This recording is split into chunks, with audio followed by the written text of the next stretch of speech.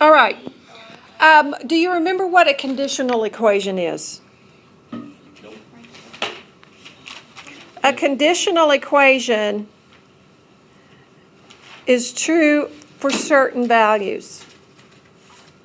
May not be true for all values. For instance, 2x plus 7 equals 3 is true for one value. It's a conditional equation.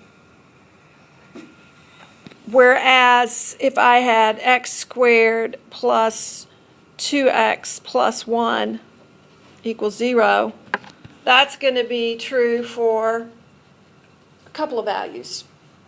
It's a conditional equation. But an identity is true for all values. It's true for all values. So we are going to look at some trig identities and see how we can prove that they are really true for all values. Now we're going to do some of the things that we've done before. When we're working with a trig equation, verifying a trig identity, we only work with one side of the equation at a time. You do not cross the equal sign. You're not solving an equation. You're verifying an identity. So as we do that, I'll show you what I do to remind myself.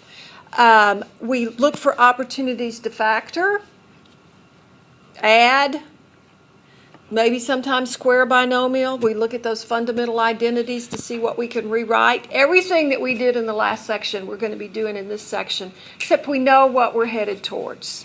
For instance, if I want to verify that the secant squared x, or theta, we'll use theta, minus 1 over secant squared is equal to sine squared. Okay, I want to verify that. So what I'm going to do to start with is draw a line to remind me I can't cross it. I can work on the right side or I could work on the left side, but I can't go back and forth, Ben.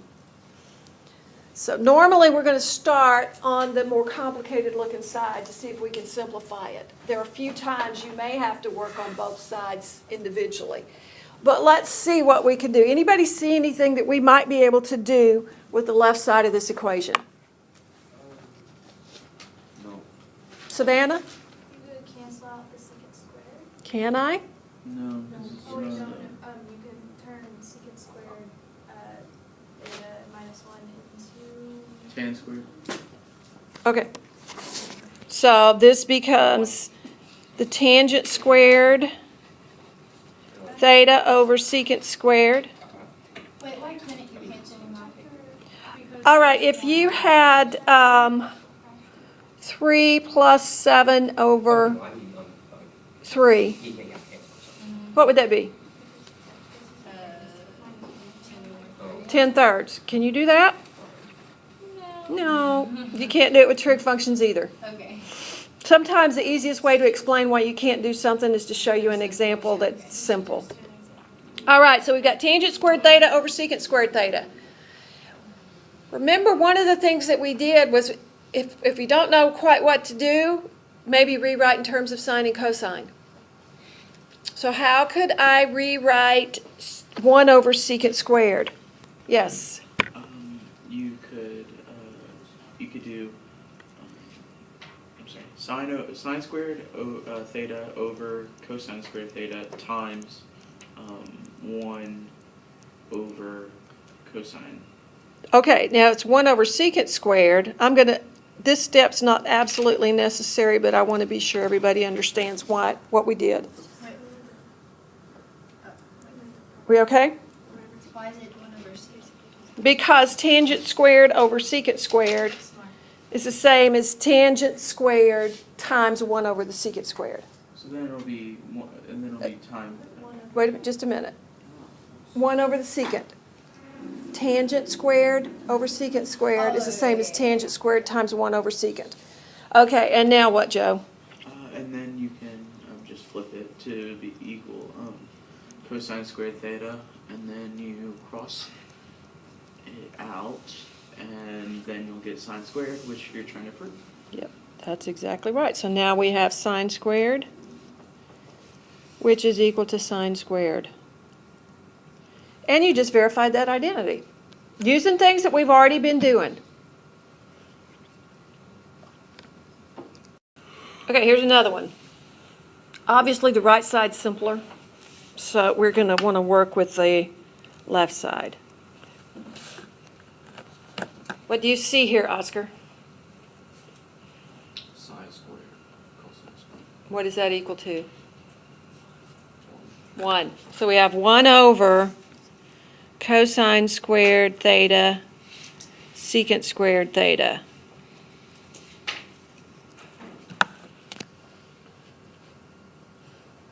Anybody see a next step? Joe? Could you make secant squared theta into cosine squared theta? Yes, this can move to the top, and when it moves to the top, it becomes cosine squared theta over cosine squared theta, and that's 1. And we just proved that identity real quickly. I do want you to show steps, so don't be skipping a lot of steps, because you have to be able to trigonometrically go from one thing to the next. Yes, sir. Here is another one. We just use x. If you want to use x. What side looks more complicated? The right. The right. So that's what we're going to work with. So if we're working with the right side, what do we need? Common denominator. Okay, so in this case, butterfly would work fine. But when we get our common denominator, we're going to have 1 minus sine alpha times 1 plus sine alpha. And if we cross multiply on top, we have 1 plus sine alpha plus 1 minus sine alpha. What happens on top? What do you end up with on top? 2. And what is 1 minus sine alpha times 1 plus sine alpha? Sine squared minus 1. 1 minus sine 1 squared. minus sine squared. And what's 1 minus sine squared? Cosine squared. Keep thinking back what you're trying to get to. We want to change. We want to end up with 2 secant squared. Are we almost there? Yes. Because now we can say if 1 over cosine is the same as a secant, so 2 over cosine squared is 2 secant squared alpha. And that equals 2 secant squared alpha. Just doing what we've been doing, except we know what we want to end up with. That's the only difference. All right, I need to look at several. If we have tangent squared x plus 1 times cosine squared x minus 1 equals negative tangent squared x.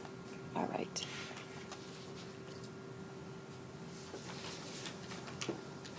See what we can do. What is tangent squared x plus 1 anything that sounds familiar? Secant squared. What about cosine squared x minus 1? Is it sine squared? Negative sine squared.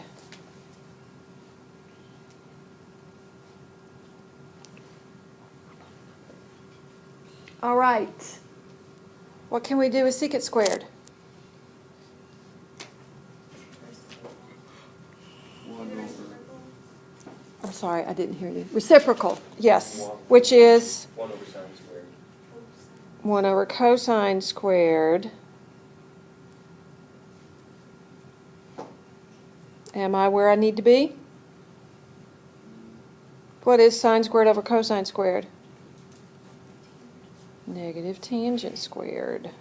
And that's what we want. So we've got to recognize our identities and the different forms, especially those Pythagorean identities. When you start seeing things squared, think about your Pythagorean identities. If you have to, write them on your paper. Questions on that one? Yes. That is a negative over here. I forgot to bring it down. Uh-huh. Get from secant squared times negative sine squared to sine squared over cosine squared. What's the reciprocal of the cosine squared? Cosine squared? Cosine squared equals what? I mean, secant squared equals what? It equals 1 over Cosine squared. cosine squared. So I just replace secant squared with 1 over cosine squared. Okay. Let's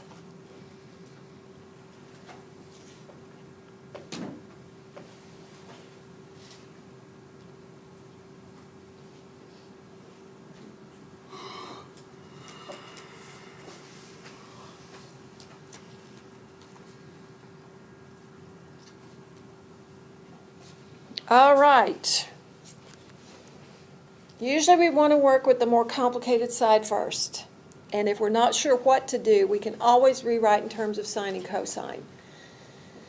I'm going to start with the tangent x, cotangent x. How can I rewrite, Christine, tangent x and cotangent x in terms of sine and cosine? Tangent would be sine x over cosine x, and then cotangent would be cosine x over sine x. All right.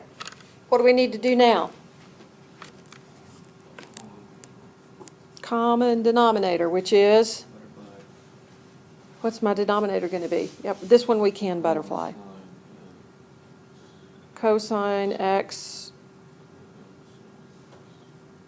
So if this one butterflies, what are we going to have in the numerator?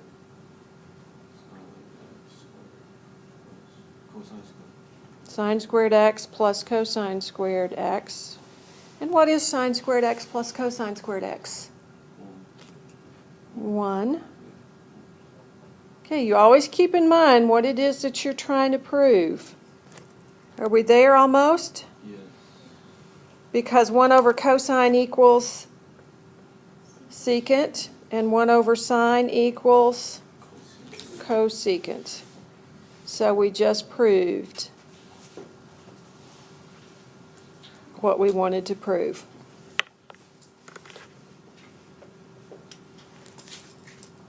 We're okay on that one? What do you want to work on? Let's do the right side. The right side? Okay. So if we're going to work on the right side, what was the trick we used when we had a problem like this and we were trying to simplify it? Multiply it by 1 plus. Okay, we're going to multiply the top and the bottom times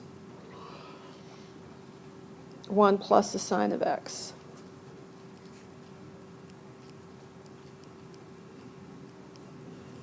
Okay, what do we get on the bottom when we do that?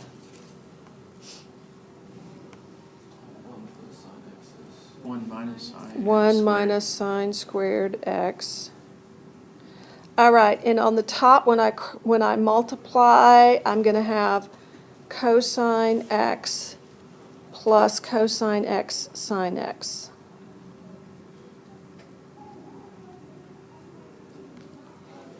Wait, what? I just distributed.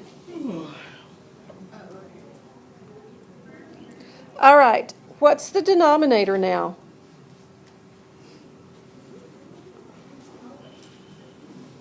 What's 1 minus sine squared?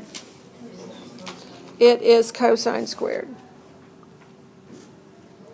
Can I factor a cosine? Well, I guess I could have left that factored out. See if that's going to help me any. It may not. We'll just leave it like this for right now.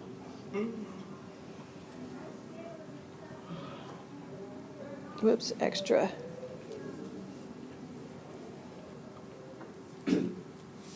Okay, so I'm going to write this as 2 separate fractions. Since I have 2 separate fractions over here, I'm going to write this as 2 separate fractions. So we get cosine x over cosine squared x plus cosine x sine x over cosine x. What is cosine x over cosine squared? I just wrote it as two separate fractions. Should it be the other one? Squared. Yes. Okay, so 1 over 1 over cosine which is secant. plus sine over cosine. And does that give me what I was looking for? We get secant x plus tan x. And that's what we wanted to verify. And you could probably have done it starting on the left side and gotten it to look like the right side. But those are just a few examples of things that you can do using the tricks that we've been learning. There's the assignment.